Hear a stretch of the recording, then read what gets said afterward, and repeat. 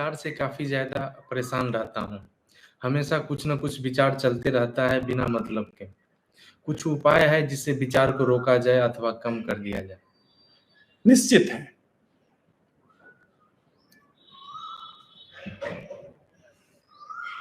निश्चित एक उपाय है जो अचूक है।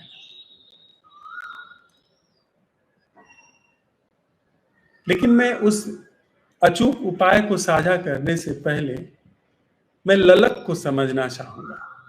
क्या भीतर वास्तव में ऐसी ललक है, ऐसा पैशन, ऐसी तत्परता है कि जो विचार से मुक्त जीवन है उसको जीवन में उतार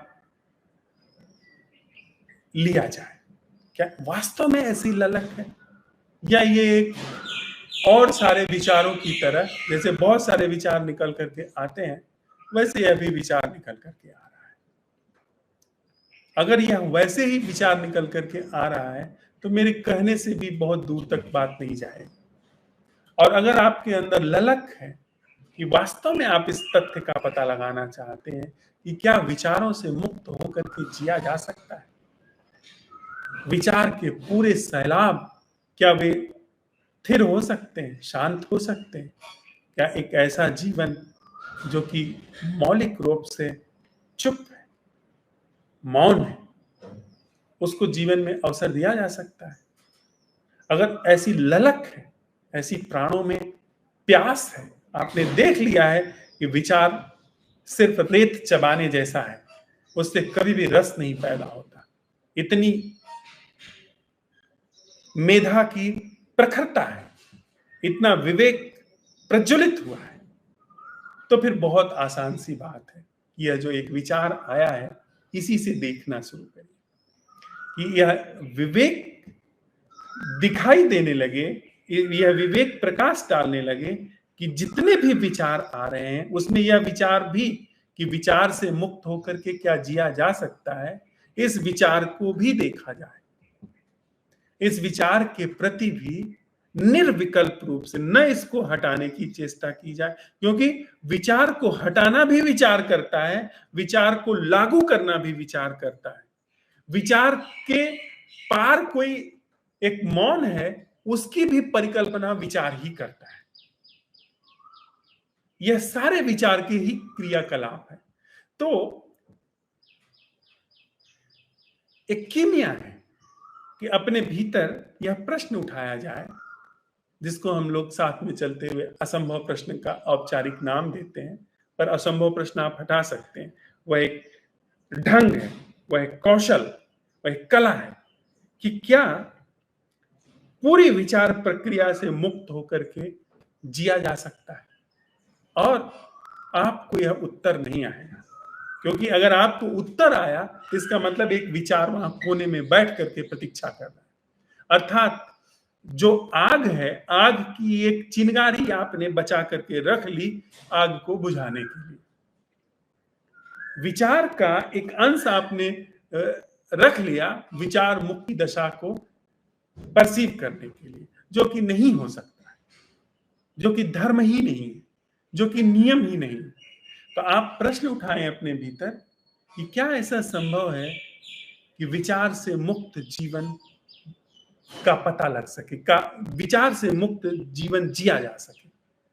आपको उत्तर नहीं आएगा, ना आप उत्तर के लिए प्रतीक्षा कर रहे हैं, पर यह प्रश्न सारे विचार प्रक्रिया को एक साथ आलोकित कर देगा और आप धीरे धीरे पाओगे कि विचार क्षीण होने लगे।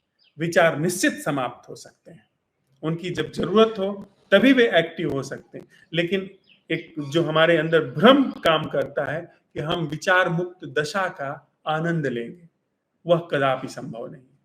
अगर आप ऐसी किसी परिकल्पना में रह रहे हैं कि मैं विचार शून्य हूं, तो आप एक विचार शून्य नामक विचार जी रहे हैं। आप अगर ऐसी परिकल्पना में हैं, ऐसी परिकल्पना का आवाहन कर रहे हैं कि आप मौन हो चुके हैं, आपको विचार नहीं आते जाते हैं, तब आपने अपने को कस्टमाइज कर लिया है, काट छांट कर लिया है, अपने को बहुत दमित कर लिया है।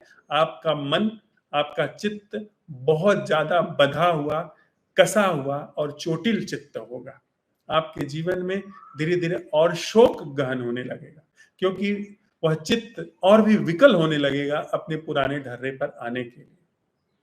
चित्त को न हमें दबाना है, चित्त को न हमें काटना है, न छांटना है, बस कुछ ऐसा हमें अवसर देना है जो चित्त को देखने लगे, जिसकी उपस्थिति में चित्त अपने आप अपनी सीमा में रुकना शुरू हो जाए।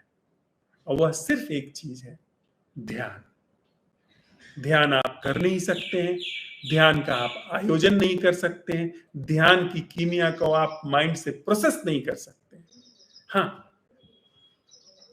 ललक अगर आपके अंदर है इसका पता लगाने की, तो तत्क्षण आप पाएंगे कि जीवन में ध्यान नाम की घटना घट रही है।